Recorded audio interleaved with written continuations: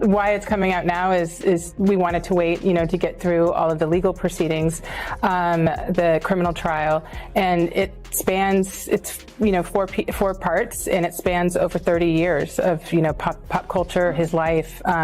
So it took some time, to say the least, to put all of this together. It's an important story, and you could just tell it with all the public material. Mm-hmm. You go further, you've gotten your hands on some extra new material people are going to see for the first time, including this video. Any journalist would want to know how you got it, but it is Sean Diddy Combs in the heat of this, right before the arrest for the trial we just discussed, in private moments, talking to his lawyer, cameras running. He also underestimated that a lot, some of, with every celebrity, you do have different claims and some are completely unfounded. But I think that some of these lawsuits, there's receipts. Mm-hmm. And there's footage and there's voice recordings. And I think that for a man, it's also very interesting, for the culture of hip hop, so many artists record themselves, and they probably, when they were, recording themselves in 2005, never saw the year 2025 and how accessible that media would be to actually make a case for things. And on Tuesday, 50 Cent's most recent Netflix documentary debuted and quickly ignited social media, providing an intense, in-depth analysis of Diddy's ascent to prominence and abrupt demise. The film advances at a breakneck speed, drawing viewers into a high-stakes world that was previously concealed from the public eye, thanks to startling disclosures, rare historical footage, and unvarnished viewpoints from former insiders, and the lace-ode of Times Comey's Sean. Through commentary from rapper Mark Curry, Craig Mack's ex-wife Roxanne Johnson, and Bad Boy co-founder Kirk Burroughs, former Bad Boy Records employees and artists reflect on the turbulent period surrounding the deaths of Biggie Smalls and Tupac, sharing personal opinions and long-held suspicions rather than confirmed conclusions. In the 190 seconds, the program revisits a contentious phase in which they discuss sentiments of exploitation inside the label and a quickly escalating hip-hop competition between the East and West.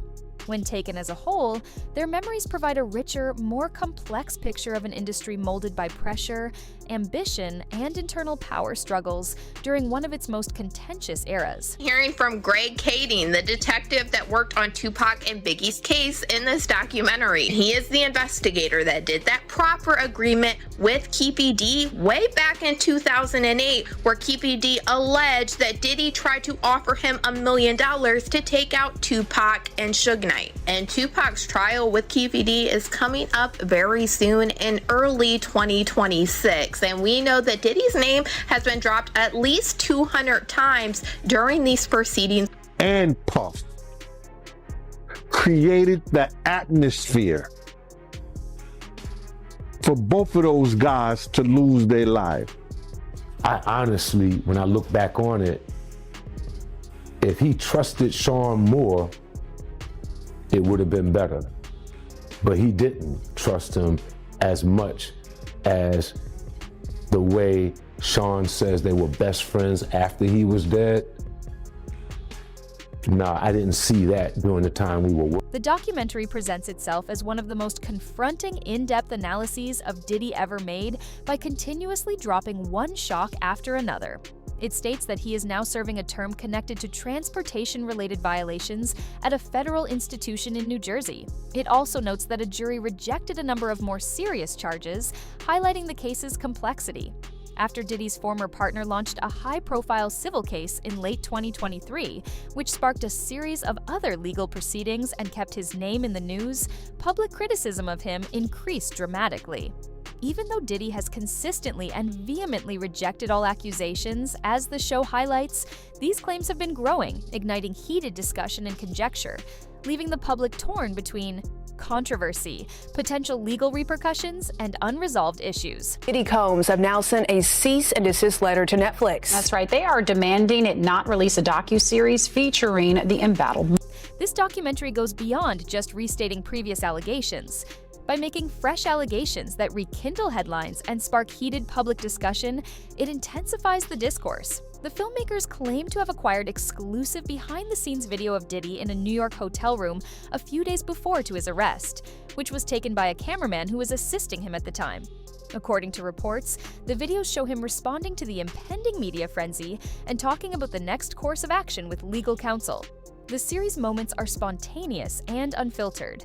The film is positioned as a sharp contrast to the controlled narrative seen on the surface, offering a close-up look at the stress, anxiety, and pressure underlying the public image. I'm waiting the whole time for Aubrey O'Day to reveal some major story that happened between her and Diddy. 3 episodes in, she's basically just talking about Diddy in a very general way. It isn't until the 4th episode that Aubrey reveals a witness walked in on Aubrey O'Day completely inebriated with Diddy doing things to her, as well as a second man who they refer to as a light-skinned, tall man. Details are very explicit and not anything I could share on here.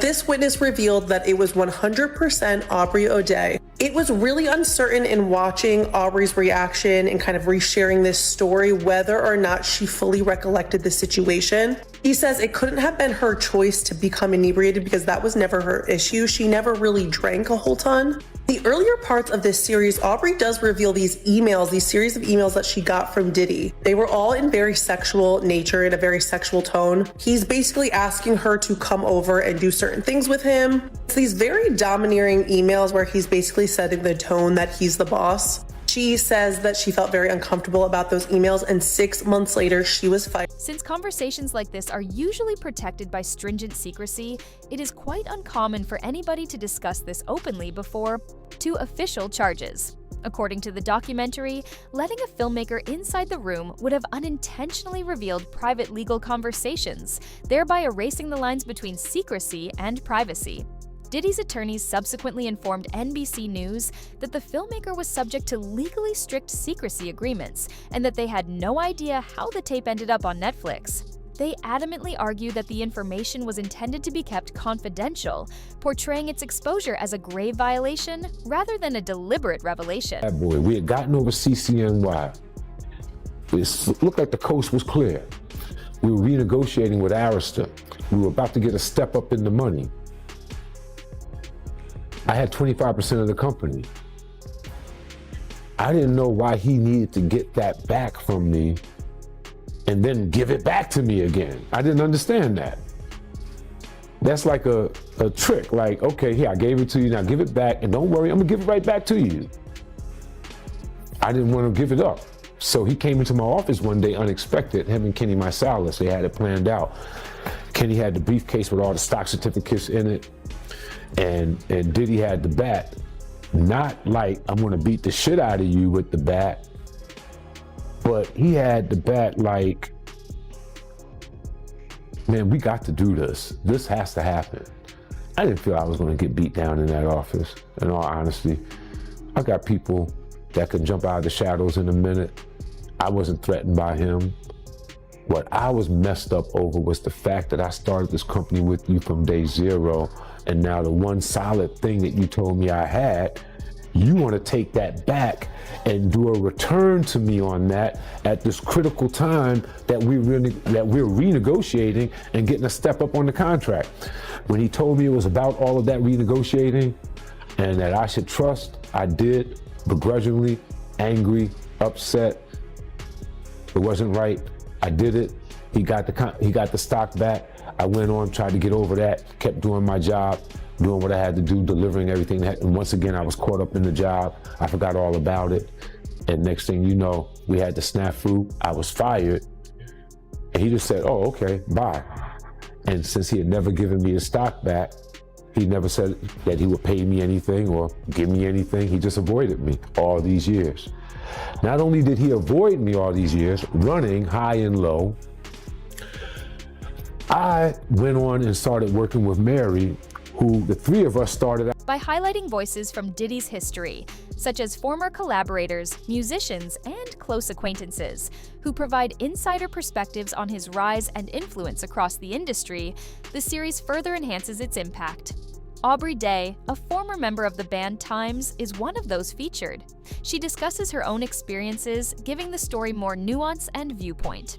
Her story reinforces the documentary's depiction of ambition, control, and intricate professional interactions behind the scenes by highlighting the nuanced reality of working in the orbit of a person who is generally regarded as one of hip-hop's most powerful and domineering figures. With Pac's money, Pac wanted to leave, and it could be some other shit that was going on, but they still created an atmosphere for that.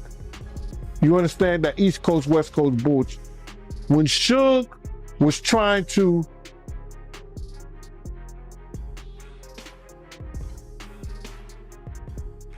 use the New York guys to, okay man, come on, let's make some sense of this shit. And have a meeting and sit down with the New York guys and ask for a representative for Puff to come on, Puff was mad. You see now why Puff was mad. Everybody know now why Puff was mad. That he didn't want nobody to come to the meeting because Suge was playing Pay Daddy. Suge was in there playing Play Daddy with Justin. It's crazy. I said, well, how you gonna be mad at Misa and the East Coast, West Coast? And now we see why he was mad. We don't know if Suge sent Puff those pictures years ago. We don't know that.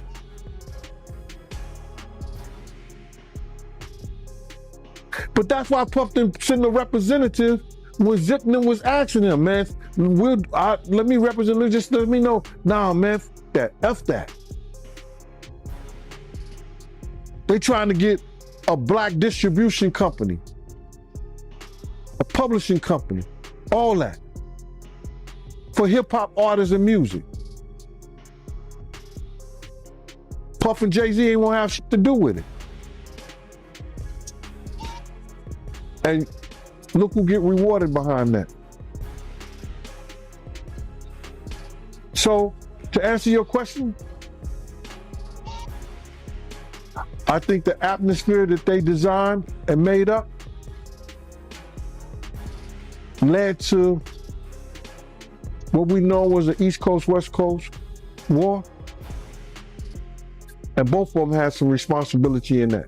As singer Al B. Sure, who once dated Kim Porter, shares what he says he saw, and former bodyguard Roger Bonds recounts experiences he says revealed troubling behavior toward Cassie, reflecting that his initial positive impression faded as he learned more. The series continues to intensify with testimony from people closely associated with Diddy's past.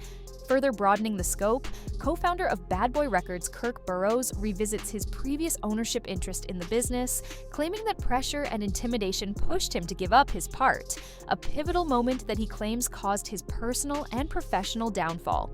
When taken as a whole, these stories are portrayed as subjective memories rather than verifiable facts, creating a dramatic contrast between the Bad Boy brand's enormous success and the grave disagreements, power struggles, and long-lasting effects that people who claim to have been left behind recount. You say Suge looks over, he sees you? He looks right at you? Yeah, he looks at me. Okay. When he looks over at you, and then, Tupac's busy getting shot. Evidently, the story is Tupac's trying to either get out in the back seat or something. Yeah, what do you see happening inside there? I seen a bullet going Suge's head. I thought he was dead. So Orlando across Dre? He leaned over on the window, we rolled down the window, pop. They would drove on my side, I would pop them. You know what I'm saying? But they was on the... Later, Burroughs filed his own lawsuit, but it was dismissed because of the passage of time, and he is still involved in other legal issues. The second episode then shifts to a hard-hitting analysis of the notorious Bad Boy Death Row rivalry, the East Coast-West Coast confrontation that irrevocably changed the course of hip-hop, comparing Bad Boy's lineup of Big E, Faith Evans 112, and Mace with Death Row's roster of Dr. Dre and Tupac. The claim that the artists weren't the ones causing the tension is the most startling conclusion drawn from the interviews. Rather, participants assert that influential members of the business contributed to the feud's continuation and escalation until it reached a breaking point. Sean Combs is often identified as a key figure in that story, supporting Gene Deal's long-standing assertions that executives rather than players were crucial in driving the competition to perilous heights. I'm not gonna go into details on that one. Keep it streets on me. I ain't gonna go into detail on that. Well, I'm gonna go ahead and read from the book. Well, so let them buy the book then. Okay, well, I'm just going to read this passage. It was on. Tupac made an erratic move and began to reach down beneath his seat. It was the first and only time in my life that I could relate to the police command, keep your hands where I could see them. Instead, Pac pulled out a strap, and that's when the fireworks started. One of my guys from the backseat grabbed the Glock and started busting back. The first skin shook in the head, and I thought that motherfucker was dead. I had heard some stories, supposedly that Suge used Tupac as a shield when the bullets started flying, but that's some bullets. Suge was already wounded, and he was the one that got touched. As the rounds continued flying, I ducked down so I wouldn't get hit. Basically, yeah. The white Cadillac arm came out the back seat and started letting off. What went through your head when you saw that? They my name. 2008 proper agreement, he alleged that Diddy's friend Zip Martin is the one that gave him the weapon that was used to take out Tupac. And KPD told the investigator Greg Kading that Zip Martin had a special compartment to keep this weapon in his car that he drove to Las Vegas. And in this documentary, we have Greg Kading confirming that Zip Martin did drive the same type of vehicle that KPD alleged to Las Vegas this night. And then during this documentary, we heard from the former president of Bad Boy, Kirk Burroughs, who alleged during this time, Diddy had him hiring a whole bunch of people and getting cars to drive to Las Vegas. And he is now very curious into why Diddy wanted to do this. And he said, in his opinion, he now believes that Diddy was behind taking. According to the documentary, the label battle went well beyond music and developed into what it depicts as a lethal street-level fight, with competing organizations allegedly forming unofficial alliances with opposing factions connected to Death Row and Bad Boy.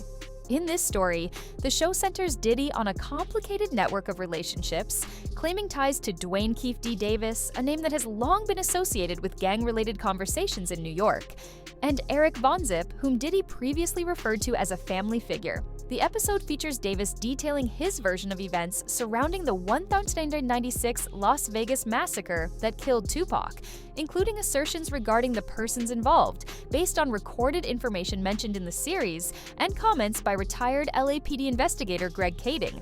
The documentary enhances the impact of these claims by including interviews with individuals such as Keefe D himself, adding first-hand viewpoints that expand the already incendiary tale and heighten the dispute, even if these testimonies are presented as personal comments rather than conclusions. That after Pac got Puffy gave Zip $1 million that was supposed to be handed over, and Zip ended up keeping it.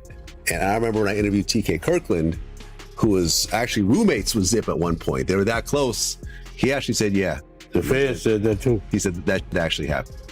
Well, the story that has circulated was that after Tupac got, Puffy allegedly gave the money. I heard to Zip. Yes. And Zip was supposed to give the money to Keefe and them. Yes. But he never gave the money to him. But thank God he never gave him the money, right? Think about it. If he gave the money, Puffy will be in prison now, money for hire. So thank God. It's just a true story. I'm not saying yes or no, but if he would have gave them the money, it'd have been for hire and Puffy would be locked up. With Davis claiming that Diddy had provided financial incentives to target Tupac Shakur and Suge Knight, who were traveling in the same car during the historic shooting, the series steps up its accusations, claims that are provided only as his own narrative rather than as verifiable facts.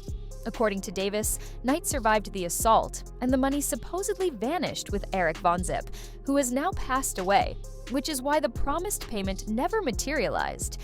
Framed as unverified claims, the documentary presents these comments as just another dark, unnerving layer in an expanding web of scandal, escalating discussion and scrutiny around Diddy, while highlighting the seriousness and intricacy of the charges being re-examined. Speaking on the situation with Biggie, how he was the one in charge of planning this London media trip for Biggie that he was supposed to be on the night that he was actually unalived. Kirk Burroughs claims Diddy is the one that canceled this trip and Biggie did not want to go out to Los Angeles. And Kirk Burroughs feels like Diddy should be responsible for what happened to Biggie. What Kirk Burroughs alleges alleged next is what's really chilling. He said something that we have heard alleged many times, and he said that Biggie was actually leaving Bad Boy Records shortly before he passed away. Kirk Burrows alleged that Biggie already signed the paperwork to get out from underneath Bad Boy. Then Kirk Burrows went on to allege that after Biggie passed away,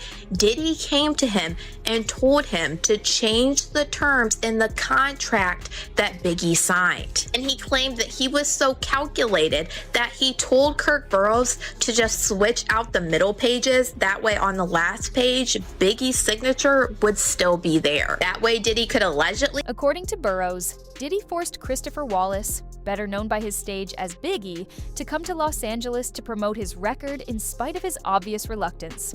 This decision eventually came before Biggie was shot and killed in 1997. He contends that this action put the artist in danger and charges Diddy with subsequently creating a public narrative that presented Biggie's trip as a solo decision rather than one motivated by external pressure. These claims, which are presented as accusations rather than verified facts, provide a stark and unnerving challenge to the accepted account of events, sparking new controversy in a section of hip-hop history that has been hotly contested and very sensitive for decades. Go to LA so soon, knowing that Tupac got killed 6 months earlier. The award show season was up. We had to go out there to participate in that. We had records that were nominated. We were a budding, launching company that already launched, and we were successful. We could not go. But Biggie did have an inconvenience. He had a car accident. I think it was in Brooklyn, maybe downtown Brooklyn. He had a broken femur at that time, and he was recovering from that. Big-sized person, could not really sit comfortably in a plane, not even first class, with a cast on. It was uncomfortable. He was talked into going to the LA portion of the trip so that he could be out there ahead of time. He was out in LA so there wouldn't be a big rush and bustle to get him there. So I think he was out there for a good week and a half ahead of time leading into the event. So being out there, we came to follow up and to have that night. And then he was supposed to, as per Arresta's marketing department, Arista, one of the best labels and distribution companies that you can have to back you, the legendary Clive Davis, who's backed so many artists, believed in Bad Boy so much, he put together a marketing campaign that was never seen before that campaign, and still wasn't seen, but it was put together so that Biggie could receive an international press junket in London with all press from around the world meeting him that Saturday, Sunday after the Friday award show night. He was supposed to go on an international flight with me. We have the itinerary still to this day. He was supposed to leave that early morning, go to London, and we would be out there for 2 or 3 days, and then he would go back to New York and go home. Diddy called Sean P. Diddy, whatever his name was during that time, called late Friday night, early Saturday morning, saying he's not going to London. Call Arista, cancel it. You go. You represent it. You go. He's not going. He wants to stay here in LA. Kirk then went on to explain that Diddy pulled the budget for Biggie's security on purpose, so he would be left undefended. You have a budget for everything that you do. The budget for Big in LA for the award show ended that Friday night, Saturday morning, when a new budget started to get him from LA to London, where he would be taken care of with security, his friends, and everyone that he wanted to be with him in the style that he was accustomed to handle the press junket. When that didn't happen, that budget was never opened. The budget for LA ended, and there was a great need for security that Saturday night, and he was out without that security. The beef up. And we lost him. And in that decision, what it put us in, that decision put us in the worst situation that we could have ever been in. We lost our number one talent. We're on a West Coast where we're surrounded by enemies who told us not to be here. We really shouldn't have been there, but we were. Now we have to get out of there. At that time, I brought most of the company with me. I had a lot of interns, young people. I had to account for them with their parents. We had to get them home. That weekend, I think we had to get Sean out first. 1, 2, 3 steps in the trunk of a car, moving out the city limits to another airport on that flight out. I stayed until Sunday-ish or so, making sure all the interns, all the executives, every last one of the kids that was out there with us was back east. And then we had to make preparations for Big's family to know where he was at, for them to make preparations to bring him back home a week or so later. Kirk Burrows goes even further, claiming that Diddy's relationship with Biggie was far less intimate and encouraging than the character Diddy had been promoting in public for years. He asserts that Biggie's safety was not given first attention and that the two were not particularly close.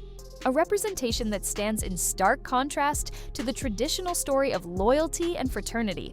These remarks, which are presented as Burrows' personal viewpoint rather than accepted truth, provide a troubling alternative viewpoint that calls into question the polished legacy around their connection and expands the documentary's examination of power, image, and responsibility. Oh, hi, Gene. How are you? All right, man. You know I ain't seen you since I came to your house and had that conversation with you. How you been? You all right? I've been okay. I've been watching you on Facebook. I'm sorry, Ms. Wallace. I'm sorry I had to do what I had to do, but you know, it is what it is. I know you do. Thank you, Ms. Wallace. Like I told people, I said if Ms. Wallace would have called me and told me to shut it down, I would have shut it down. Ms. Wallace ain't called. She knew how to get in touch with me. If Ms. Wallace didn't tell me to shut it down, I'm going to keep doing it because I respect you, Ms. Wallace. Do what you do. First thing I said was, Ms. Wallace, if you tell me to stop, leave Puff, stop, no, I didn't say leave Puff. If you tell me to stop doing what I'm doing, I will. She said, no, G, I watch you. You keep doing it. You doing a good job. You, man, listen here. Yo, I was happier than one of them boys at a Diddy party. I was so happy, man, it was crazy. Cause this was the first time I had talked to Miss Wallace since the last time I talked to her and was telling her about Big's death. Biggie's mother has publicly said in previous interviews that she thinks Diddy could have been involved in the events surrounding her son's murder, adding to the controversy's weight. This is a grieving parent's opinion rather than a legal decision. Her remarks gave the tale a very intimate and poignant quality, raising public awareness of incidents that have plagued hip-hop history for many years. Even though her statements are presented as her viewpoint rather than as verifiable facts, they still add to the intricacy of the accusations and highlight the unanswered issues that still surround Biggie's legacy and the influential people associated with it. Getting into what happened with Biggie. And Greg Kading alleged that Diddy wasn't helpful at all in the investigation into what happened to Biggie. We saw a lot of different records being put on the screen where it said he did not want to give any more info at this time, and this was at the hospital where Biggie passed away. And I also noticed this document that flashed on the screen that was from investigator Russell Poole. And Russell Poole said that he called Miss Wallace to update her on the investigation and that she was frustrated and angry that no one had been arrested for her son's unaliving. After bringing her up to date on the case and explaining our frustration with the lack of cooperation from Puppy Combs, Bad Boy Entertainment, plus Biggie's own entourage's lack of further assistance in the investigation, Miss Wallace calmed down and understood the situation. Greg Kading said in this documentary he believed that Diddy did not cooperate with Biggie's investigation because it would have led investigators back to him with Tupac's unaliving. I always remember the saying that when you solve one of their cases, you will solve the other. Diddy has consistently denied all of the charges included in the series. And as the pressure grows, such denials now serve as his main line of defense. The documentary makes it very evident that even a single allegation may undermine the polished public character he has painstakingly built over decades. revealing weaknesses that few people would have anticipated. The situation, which is framed by ambiguity rather than conclusions, is a crucial turning point when his reputation, legacy, and public opinion are at stake. The possible repercussions are considerably greater than anything he has ever had to deal with.